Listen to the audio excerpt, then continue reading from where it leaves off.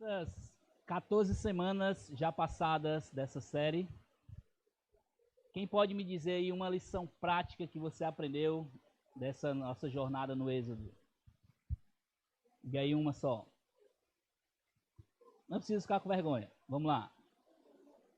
Nosso Deus é fiel, certamente. Que, Johnny? Nós somos teimosos, isso é verdade também. Mais um. Deus é soberano, sim, Deus é soberano. E a gente vê muitas e várias vezes o Senhor falando aqui a respeito dos seus atributos. Deus é justiça também, com certeza. Nós vimos na semana passada que o Senhor começou então a exercer ali o seu juízo sobre o êxodo, né, ali sobre aquele povo do Egito. Na primeira praga que nós vimos lá, que Deus tornou a água em sangue. Tá dando para ver? Tá tranquilo aqui atrás? De boa? Hoje nós vamos ver mais uma vez que Deus então chama Moisés mais uma vez, ordena que ele vá novamente ao encontro daquele homem ímpio, o faraó, para continuar exercendo o seu juízo sobre aquele povo ímpio que estava escravizando o povo de Deus ali. Uma coisa que muitas vezes nós somos teimosos em viver nesse mundo criando expectativas erradas a respeito das situações dessa vida, né? Você percebe muitas vezes que, não digamos que todas as pessoas hoje elas estão vivendo depressiva, algumas pessoas estão vivendo depressiva somente por conta de pecado. Não é isso, não podemos dizer isso.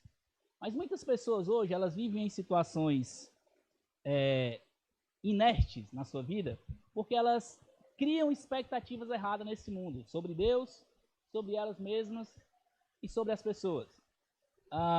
Quando eu fiz o meu trabalho de conclusão de curso no bacharel, no CIBIMA, eu fiz exatamente sobre depressão.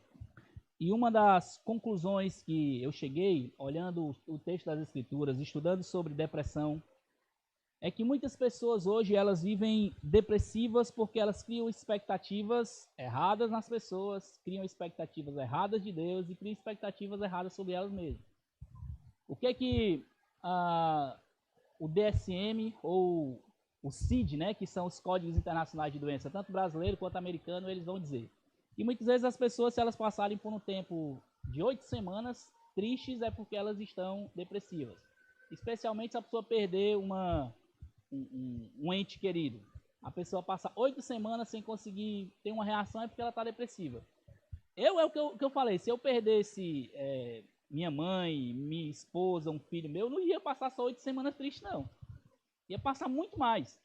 Então, o que se cria muitas vezes é que uma tristeza profunda, uma expectativa de que a coisa tem que passar logo, e aí a pessoa acaba muitas vezes se afundando numa tristeza, sem querer resolver as coisas, sem decidir querer fazer nada.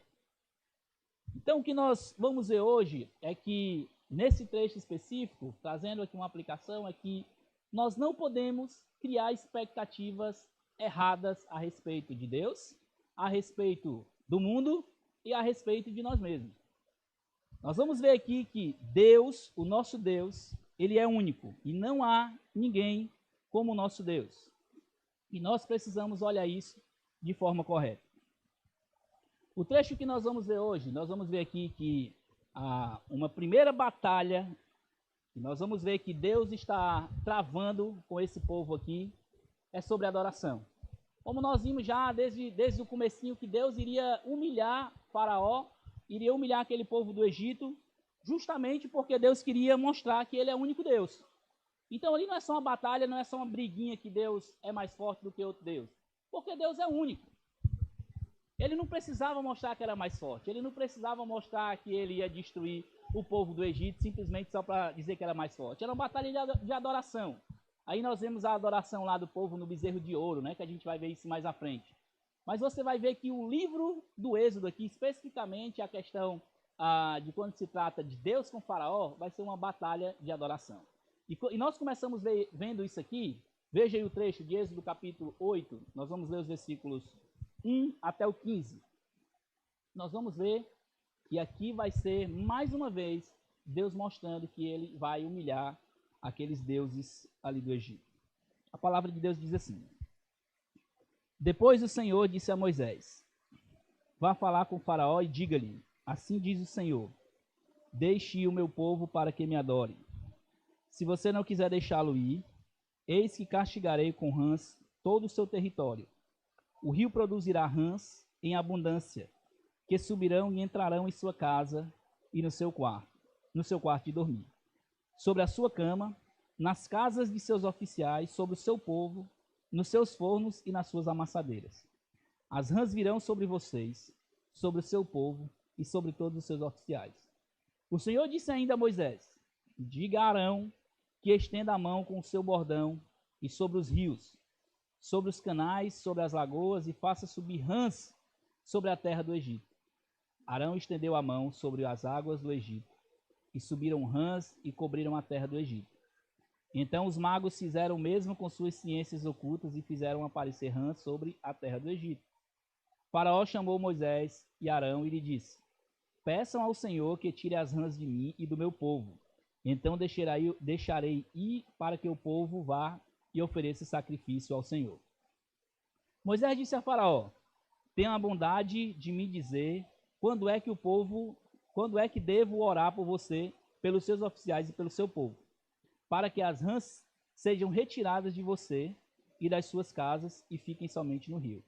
Faraó respondeu: Amanhã. Moisés disse: Seja conforme a sua palavra, para que você saiba que não há ninguém como o Senhor nosso Deus. As rãs se afastarão de você, das suas casas, dos seus oficiais, do seu povo, ficarão somente no rio. Então Moisés e Arão saíram da presença de Faraó, e Moisés clamou ao Senhor por causa das rãs, conforme havia combinado com Faraó. E o Senhor fez conforme a palavra de Moisés. Morreram as rãs nas casas, nos pátios, nos campos. Os egípcios ajuntaram as rãs em montões, e a terra cheirou mal. Vendo, porém, Faraó que havia alívio, continuou de coração endurecido e não os ouviu, como o Senhor tinha dito. Deixa eu orar mais uma vez. Ó Deus, obrigado pela sua palavra lida. Nós queremos, Senhor Deus, pedir que o seu Espírito possa nos ajudar, tanto a mim, na exposição da sua palavra, quanto aos meus irmãos, guardar a sua palavra no coração. E ao sairmos aqui, Senhor Deus, possamos não somente sermos ouvintes, mas praticantes da tua palavra. Deus, guarde os nossos pensamentos de vaguear por longe e não ouvir nem guardar a sua palavra. Que o Senhor possa preparar os nossos corações, possamos ser terrenos férteis para que a sua palavra possa frutificar. Em nome de Jesus. Amém. Esse trecho vai mostrar que na luta da adoração, o povo de Deus precisa lembrar contra quem luta, mas acima de tudo a quem serve.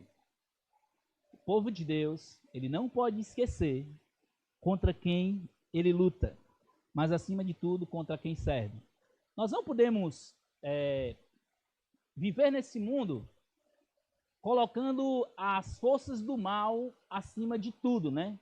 Nós vemos que muitas igrejas, elas focam muito nessa ideia de expulsão de demônios, essas coisas do tipo, conversa com o demônio, dialogar, isso e aquilo outro. Esse não é o foco das escrituras quando se trata dessas questões de possessões demoníacas. Até a gente já tratou sobre isso aqui na EBD, mas ao mesmo tempo a gente não pode também deixar de lado e isolar o fato de que as forças do mal, elas atuam sim nesse mundo. E nós vemos isso muito claro aqui no relato do Êxodo. E uma primeira coisa que nós precisamos ver nesse trecho aqui é que a batalha contra o povo de Deus é uma questão de adoração. Não se trata apenas, como eu já falei aqui, não se trata apenas de Deus querendo mostrar que ele é um Deus mais forte, que ele é um Deus legalzinho, não. Deus, ele é um Deus que ele deve ser adorado. E nós vamos ver aqui então que o Senhor, ele começa mais uma vez mostrando para Moisés, depois de ele transformar a água do Egito em sangue, aí vem lá os sábios, consegue fazer a mesma coisa. Deus então, ele mostra agora para Moisés, e ele diz assim: Moisés, depois disso, depois daquele primeiro evento, O Senhor disse a Moisés, no versículo 1, vá falar com o faraó e diga-lhe. Mais uma vez Deus está dizendo, vá lá na presença de faraó e você vai dizer para ele, assim diz o Senhor, deixe ir o meu povo para que me adore. Deus não quer apenas tirar o povo de lá. Deus não quer apenas que o povo saia do Egito. Não é apenas dar alívio da escravidão do povo. Não é isso. Não é isso que Deus quer fazer. Deus ele está querendo que o povo saia dali por uma questão de adoração. Para que eles adorem ao Senhor corretamente. Por isso que eu falei que nós não podemos olhar para Deus com um olhar errado. Nós não estamos nesse mundo aqui somente para viver uma vida de alívio. Deus nunca prometeu para nós que nós iríamos viver uma vida legalzinha nesse mundo. Tudo que nós temos de bom nesse mundo é graça de Deus. Tudo. Tudo. Se você vive uma vida financeiramente melhor, é graça de Deus. Se você vive sua vida apenas com aquilo que você necessita para viver, é graça de Deus. E até mesmo o fato de nós passarmos por dificuldades aqui, nós podemos olhar e ver a graça de Deus, porque Deus já nos salvou e nós compreendemos que aqui é só algo que nós estamos de passagem. Então Deus ele não está preocupado em tirar só o povo lá do Egito para trazer alívio para ele da escravidão deles. Não é esse o objetivo do Senhor. O objetivo de Deus é que, antes de tudo, aquele povo saia de lá por uma questão de adoração. O Deus de toda a terra, o Criador, o Governador, o grande eu sou, como nós já vimos, aquele Deus grandioso, Criador e soberano, ele merece ser adorado. E ele tem um povo que está lá no Egito. E aquele povo vai sair do Egito não é só para receber as bênçãos de Deus. Aquele povo vai sair do Egito para adorar esse grande Deus. Do modo que ele queria. Deus ele diz, se você não quiser deixá-lo ir, esse castigarei com rãs todo o seu território. Ele está mostrando aqui mais uma vez que ele vai exercer justiça contra aquele povo. Contra aquele povo terrível, maldoso que é o povo do Egito. E nós estamos vendo aqui que, olha só onde Deus vai agir. O versículo 3 é interessante. Deus diz assim, ó, e o rio produzirá rãs em abundância, que subirão e entrarão em suas casas, no seu quarto de dormir, sobre a sua cama, nas suas casas, na casa dos seus oficiais, do seu povo, nos seus fornos e nas suas amassadeiras. Mais uma vez, Deus trabalhando ali naquele rio, né? O rio que para eles era algo sagrado. Aquele rio, mais uma vez, ia produzir algo que iria destruir, de certa forma, o povo do Egito. Eles iam não somente não ter descanso. Imagina só, você está no seu quarto cheio de rãs. Que coisa terrível. As mulheres têm medo de uma rã, imagina cheio aí. Já estou vendo que alguns estão fazendo careta para mim, né? Mas, imagina, está no seu quarto cheio, que é o que Deus, e Deus ele detalha isso aqui. Imagina abrir o forno e está lá cheio de rãs. É o que ele diz aqui. Nos seus fornos, nas suas amassadeiras. Vai preparar um bolo, quando puxa está lá um bolo de rãs. É uma coisa terrível que Deus está mostrando para eles, que Deus iria de fato humilhar aquele povo que eles estavam se voltando contra a adoração ao Senhor. Trabalhando diretamente naquilo que para eles era segurança. Eles tinham segurança alimentar. Lembra do que aconteceu pouco tempo atrás? Deus usou José para que o Egito fosse uma fonte de sustentação do mundo inteiro. E agora, ao contrário do que eles iriam ser um povo que iria sustentar o mundo inteiro, Deus iria logo na parte alimentícia deles. Quando eles olhassem assim, nós temos segurança alimentar. Pois você vai abrir o seu forno, você vai abrir lá você vai olhar suas amassadeiras e vai ter rãs lá. E é o próprio Deus que está fazendo isso. Deus estava humilhando aquele povo, mostrando que aquilo ali era uma questão de adoração. As rãs virão sobre vocês, versículo 4, sobre o seu povo e sobre todos os seus oficiais. Mais uma vez também Deus aqui tocando em um lugar de segurança deles. Os oficiais, a segurança de Faraó. Você acha que você está seguro? Pois eu vou colocar a rã até nas casas desses homens. Deus mais uma vez trabalhando e indo direto no foco do coração daqueles homens.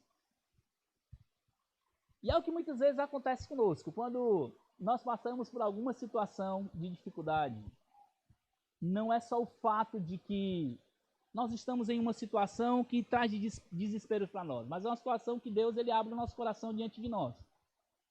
Sonde o seu coração por um momento e pense em uma dificuldade que você passou. É uma situação de adoração ali. Eu passar por dificuldade não é o foco. Eu passar por uma dificuldade não é o problema. O problema é como eu vou reagir a isso. A quem eu vou adorar nesses momentos. O que eu vou fazer nesse momento. Quando Deus me coloca em uma situação difícil, que Ele não quer trazer alívio para mim, aparentemente não quer trazer alívio para mim, como eu reajo a isso? Deus humilha os deuses dos nossos corações. Situações que Deus nos coloca, Ele quer mostrar que aquilo que Ele está fazendo com o seu povo, nesse mundo, seja colocando nós em situações difíceis, não é só uma questão de dar alívio ou de trazer dificuldades, é uma questão de adoração. Deus também não é um Deus sarcástico, né, que quer ali colocar o seu povo para sofrer. Ele está nos ensinando algo. Sempre está nos ensinando algo. E aqui também ele não estava ensinando só para Faraó, estava ensinando também para o seu povo. O povo de Deus, como nós vimos há umas 2 semanas atrás, eles precisavam saber também quem Deus era. Não é só Faraó, não é só o Egito, era o povo mesmo dele que precisava saber quem ele era. Então a primeira coisa nessa batalha que nós vemos aqui, meus irmãos, a primeira lição que nós tiramos aqui nesse trecho é que a batalha contra o povo de Deus é uma questão de adoração. Nós não estamos passando por dificuldades, não vamos passar dificuldades nesse mundo, seja até perseguições. Não é só porque o povo nos odeia, não. Não é só porque nós somos melhores do que eles, é porque eles adoram deuses falsos. O povo que passa perseguição aí nos países perseguidos, que o cristianismo é perseguido, esse irmão que uma semana atrás morreu, até que a Yali compartilhou com a gente no grupo, um cearense inclusive, né, que morreu lá no Quênia, não é só porque o cara era odiado, não. É por questão de adoração. O Deus que ele pregava era um Deus que incomodava, era um Deus que governa e controla todas as coisas. E aqueles homens terríveis, maldosos, foram e o mataram. É uma questão de adoração. A batalha contra o povo de Deus, nós temos que lembrar isso. Quando você for perseguido, simplesmente porque você é crente, seja você criança, seja você adulto, em qualquer lugar que você estiver, não se vitimize não, meu irmão. É uma questão de adoração aquilo ali, é o que a gente tem que esperar mesmo. É o que eu estava conversando com os meninos, né, quando a gente estive pregando esse final de semana lá numa conferência de jovens, e nós íamos conversando e algum dos meninos estava falando para mim, pastor, o senhor não sabe os professores que a gente tem na escola, de filosofia, história, não sei o quê, e eles falam coisas mesmo assim contra a Bíblia que só o senhor vendo. Então, mas é isso, nós temos que esperar isso mesmo deles. Eles são ímpios, eles são incrédulos. Eles adoram outros deuses, eles adoram falsos deuses. Nós não podemos esperar uma adoração de pessoas que não conhecem a Deus. E aqui é exatamente isso que nós estamos vendo aqui mais uma vez. Faraó, ele não queria deixar o povo sair justamente por uma questão de adoração. E Deus vai justamente no foco. Deixe o meu povo ir para que me adore. Deus não queria apenas tirar o povo de lá somente para dar descanso a eles. Ele queria tirar o povo de lá por uma questão de adoração. Diante disso, mesmo nós precisamos entender que isso é uma questão de adoração, mas nós também não podemos deixar de lado outro fato. Um segundo fato que nós precisamos levar em conta é que o mal não descansa em tentar envergonhar o povo de Deus. Nós vemos logo no versículo seguinte aí, nos versículos seguintes 5 a 8, depois de que Deus deu a ordem para que Faraó deixasse o povo ir para que o adorasse, olha só o que o texto diz em seguida. O Senhor disse ainda mais a Moisés, diga a Arão que estenda a mão com seu bordão sobre os rios e sobre os canais, sobre as lagoas e faça subir rãs sobre a terra do Egito. Então Arão obedeceu, né? Fez o que Deus tinha dito, versículo 6. Arão estendeu a mão sobre as águas do Egito e subiram rãs e cobriram a terra do Egito. Olha só agora o versículo 7. Então, os magos fizeram o mesmo com as suas ciências ocultas e fizeram aparecer rãs sobre toda a terra do Egito. Não bastasse um evento sendo tão terrível, imagina, como eu já falei agora há pouco, imagina só uma nação inteira coberta de rãs. Isso já é terrível.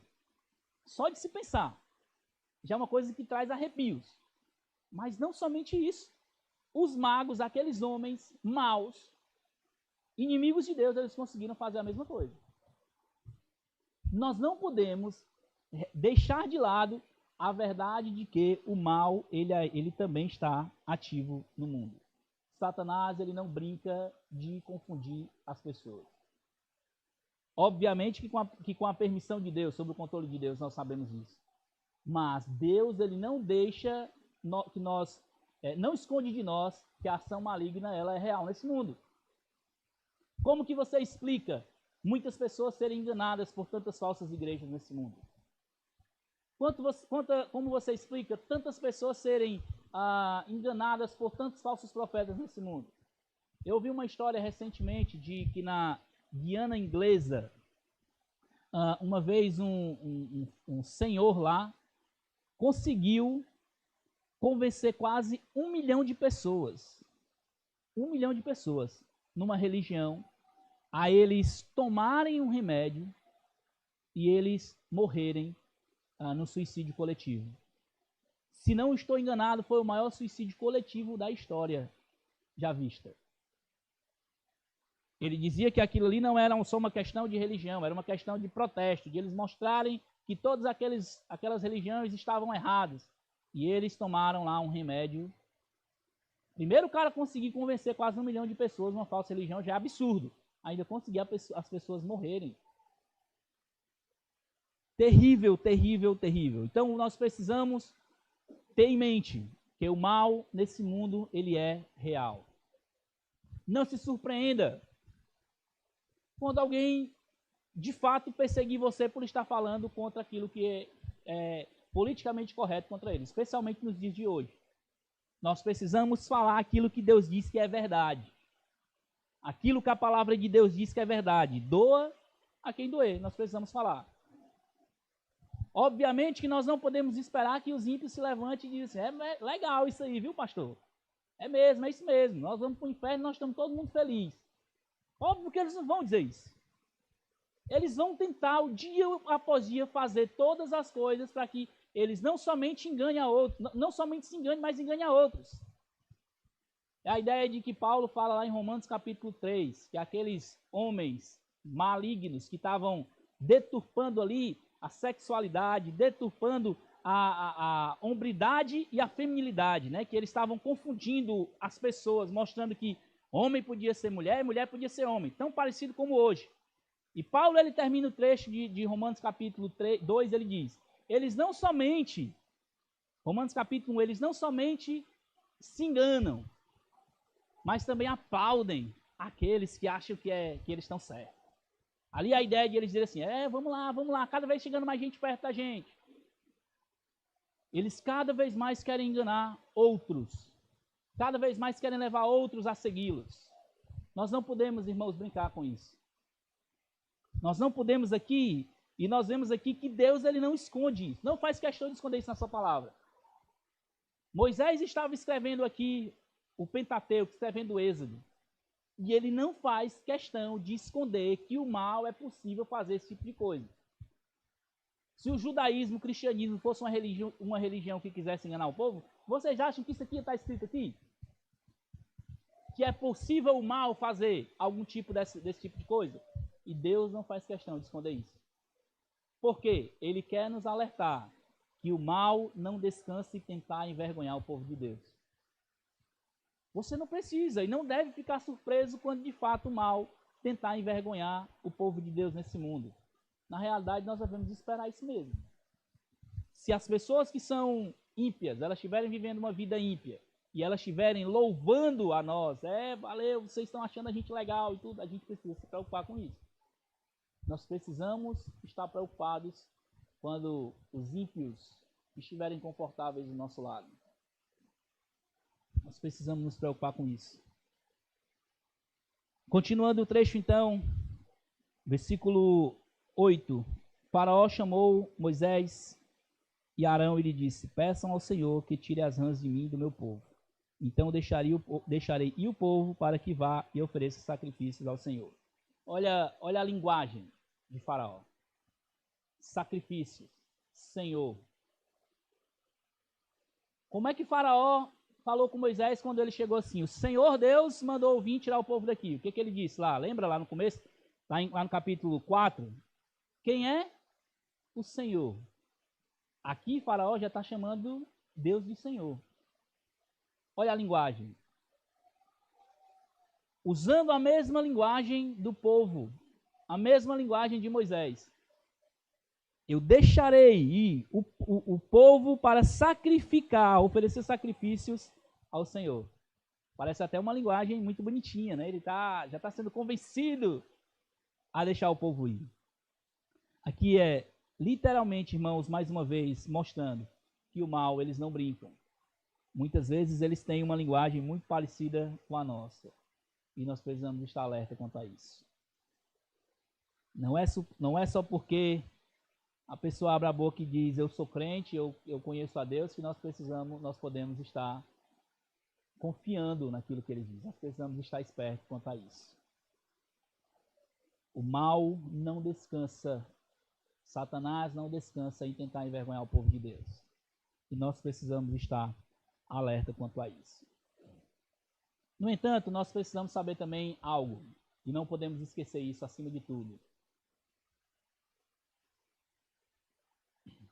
Para frente. A terceira coisa que nós vemos aqui nesse trecho é: Deus sempre triunfa sobre o poder das trevas. Seu povo pode descansar nisso. Nós não devemos apenas temer e exaltar, como eu falei no começo, nós não devemos dar uma ênfase muito grande a essas áreas de demonologia, conversa com o demônio, expulsa isso e aquilo outro. Nós não devemos focar nisso. Nós devemos fazer aquilo que Deus diz, alerta sempre, mas sempre sabendo que Deus, ele triunfa sobre o poder das trevas. O nosso Deus, nós vemos aqui, seguindo aí nos versículos 9 ao 15. Moisés disse a Faraó: tenha bondade de me dizer quando devo orar por você, pelos seus oficiais, pelo povo, para que as rãs sejam retiradas de você e de suas casas e fiquem somente no rio.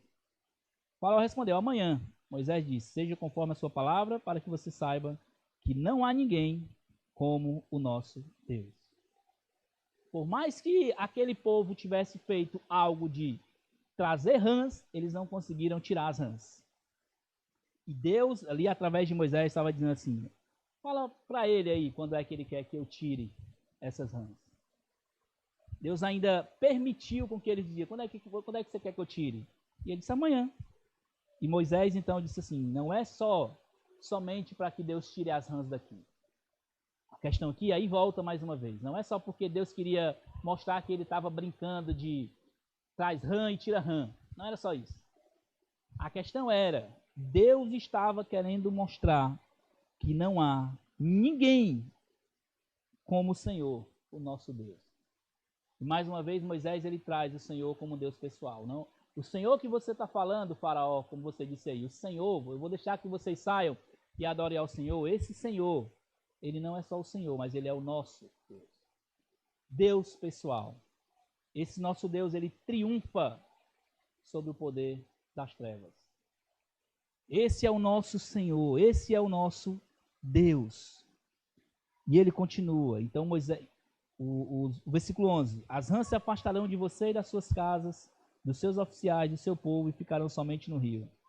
Então Moisés e Arão saíram da presença de Faraó. Moisés clamou ao Senhor por causa das rãs, conforme havia combinado com Faraó.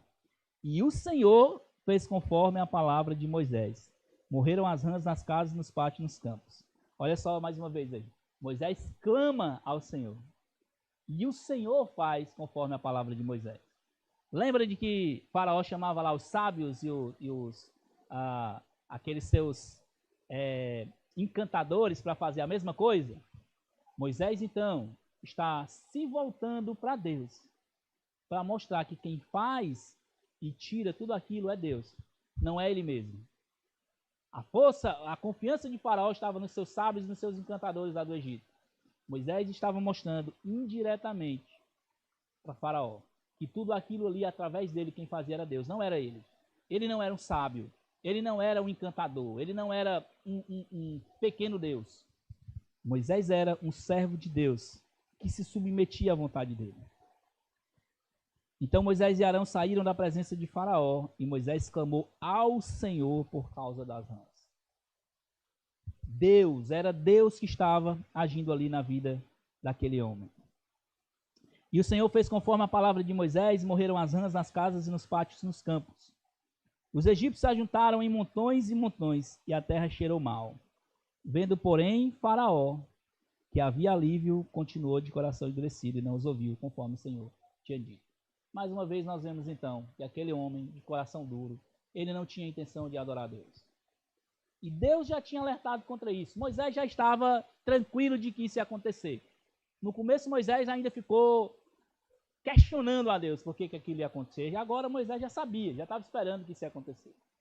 Porque ele sabia que Deus, no final de todas as coisas, ele ia triunfar sobre aquele mal. Ele ia triunfar sobre aquele povo mau. E mais uma vez nós vemos que Deus sempre triunfa sobre o poder das trevas. Nós devemos, irmãos, ficar alertas, claro. A batalha contra o povo de Deus é uma questão de adoração. Nós devemos também lembrar que o mal não descansa em tentar envergonhar o povo de Deus. Mas, acima de tudo, nós devemos descansar no fato de que Deus sempre triunfa sobre o poder das trevas. Tudo que acontece nesse mundo não é o final das coisas que nós sabemos. Nós sabemos o fim desde o começo. Deus, ele nunca fez questão de esconder para nós. E nós podemos descansar nisso. Deixa eu gastar um pouquinho de tempo aqui também na conclusão. Voltei. Nós precisamos entender uma coisa. Obediência não está condicionada, no certo sentido aqui, quando nós olhamos para Moisés, não está condicionada só, como a gente já viu há uma semana atrás, e as coisas saem tudo como eu planejei. Ele já estava confiante disso. Mas obediência, no caso aqui de Moisés, era saber quem era o seu Deus, era a confiança de saber quem era aquele Deus que ele estava adorando. Moisés estava então mais uma vez indo até Faraó, como nós vimos no começo aqui, obedecendo a Deus, fazendo aquilo que Deus disse, mas agora não somente para ter o seu coração tranquilo. Moisés agora já tinha o objetivo correto, em mostrar para Faraó quem Deus era. Não há nenhum Deus como o nosso Deus. Nós precisamos lembrar de tudo isso em todas as situações dessa vida, meus irmãos. Lembre-se, em tudo que acontecer, tudo na sua vida, tudo. Não há um Deus como o nosso Deus.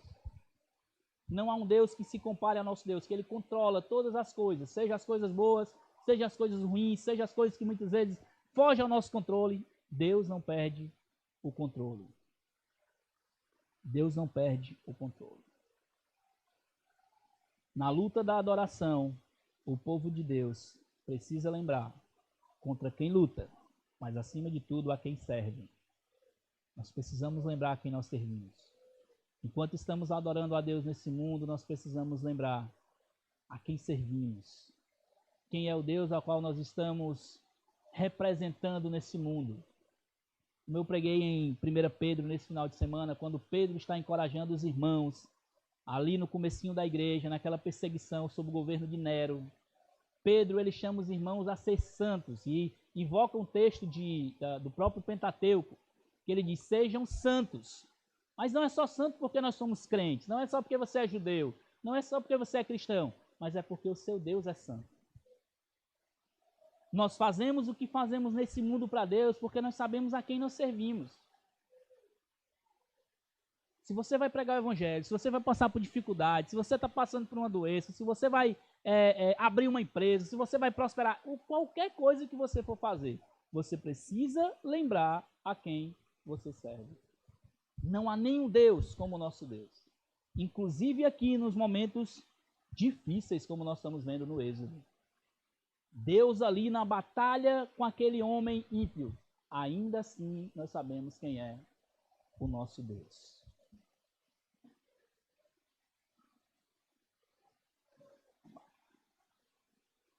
Sempre confundo aqui esses botões. E uma aplicação para nós, primeiro de tudo, não crie expectativas erradas sobre Deus, sobre você e sobre o mundo. Deus está cumprindo o seu plano redentor nesse mundo e Ele vai fazer tudo como Ele quer e não como nós queremos. Nós precisamos ter isso em mente. O plano redentor de Deus está sendo cumprido nesse mundo. Por isso que nós estamos vendo a glória de Deus na redenção. Deus vai ser glorificado no seu plano redentor. Ele está fazendo totalmente o seu plano do jeito que Ele quer. E eu preciso saber quem Deus é. Eu não posso criar expectativas erradas de Deus. Deus não é um Papai Noelzinho que vai me dar tudo que eu quero, do jeito que eu quero, viver a coisa boa nesse mundo. Eu simplesmente vim aqui para viver do jeito que eu quero. Não, não. Eu preciso saber o que Deus requer de mim, quem Deus é. A segunda coisa, eu preciso saber quem eu sou. O que Deus requer de mim. Me colocar no meu lugar correto. E eu tenho que ter uma expectativa também certa sobre o mundo. Esse mundo é mau, é perdido. Eu não posso criar expectativas boas nesse mundo porque eu estou aqui só de passagem. Tudo que eu viver de bom aqui é graça. Mas eu não posso criar expectativa errada desse mundo. Nós precisamos usar a linguagem correta que Pedro usou, como forasteiros que são nesse mundo. Nós somos só passageiros, a nossa visão ela precisa estar sempre lá na frente, lá na eternidade. Não há ninguém como o nosso Deus e nós precisamos ansiar diariamente para estar com esse Deus. Nós precisamos ter uma expectativa correta sobre Deus, sobre nós e sobre o mundo. Não crie expectativas erradas sobre Deus, sobre você e sobre o mundo. Moisés sabia exatamente quem era o seu Deus. Moisés sabia exatamente quem era ele, e ele sabia exatamente com quem ele estava lutando. Aquilo era uma batalha de adoração. E nessa batalha, não há nenhum Deus como o nosso Deus. E nós podemos descansar nisso. Deixa eu orar mais uma vez. Ó Deus, obrigado, Pai, pela sua palavra. Obrigado pelo exemplo que o Senhor dá através da vida de Moisés, de ir diante daquele homem ímpio, que estava escravizando o seu povo, mas o objetivo não era só trazer alívio ali para aqueles homens e aquelas mulheres, aquelas crianças. O objetivo era que o Senhor fosse adorado. E assim também, Senhor Deus, como vivemos nesse mundo. O objetivo não é só para que passemos aqui, vivamos as nossas vidas de qualquer jeito. Mas o objetivo maior, Deus, é para que o seu nome seja adorado e engrandecido através das nossas vidas. Ó Deus, que através do nosso testemunho, através daquilo que nós acreditamos e pregamos, as pessoas possam saber que não há nenhum Deus igual ao nosso Deus. Todos os outros são falsos deuses, criados no nosso coração, criados no coração dos perdidos. E o Senhor vem a esse mundo para destronar todos esses deuses. Nós vivemos uma batalha de adoração, ó Pai.